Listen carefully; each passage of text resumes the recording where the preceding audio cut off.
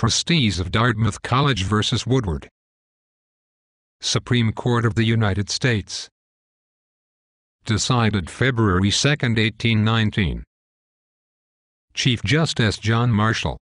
Associate Justices: Bush Road, Washington; William Johnson, Henry B. Livingston, Thomas Todd, Gabriel Duval, Joseph Story. Under the Constitution, can a state legislature change the charter of a college? The charter granted by the British Crown, which spelled out the purpose of the school, set up the structure to govern it, and gave land to the college, was challenged by William Woodward in the Supreme Court case which defined Article 1, Section 10, of the Constitution, better known as the Contract Clause. The Contract Clause of the Constitution prevents a state from impairing, that is, weakening or canceling a contract.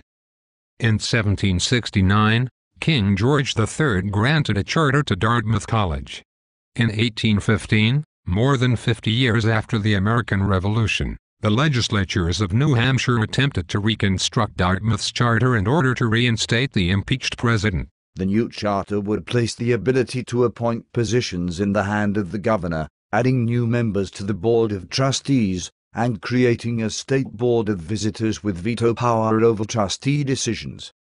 This would effectively convert the college from a public school to a private school. The college's book of records, corporate seal, and other college property were removed. The trustees of the college objected and went out to have the actions of the legislature declared unconstitutional. The trustees chose a Dartmouth graduate, Daniel Webster, to argue against Woodward. In Webster's speech, he described Dartmouth as a small college, adding, "And yet there are those who love it." It was so apparently moving that it helped convince Chief Justice Marshall, also bringing tears to Webster's eyes. The decision was handed down February 2, 1819. It ruled in favor of the college and invalidated the act of the New Hampshire legislature which allowed Dartmouth to continue as a private institution. Dartmouth regained its buildings, seal, and charter.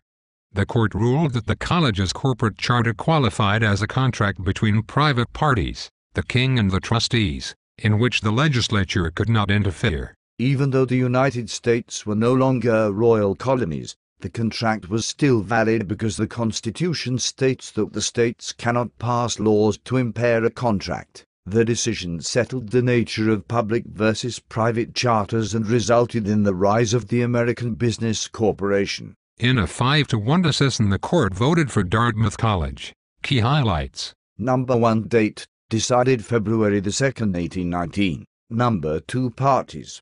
The trustees of Dartmouth College versus Woodward. Number 3 constitutional issue. Article 1, Section 10, or also known as the Contract Clause. Do the states have the rights to make laws against contracts? And number 4. The ruling. Ruled 5-1 for Dartmouth. State got to keep its original charter from Britain.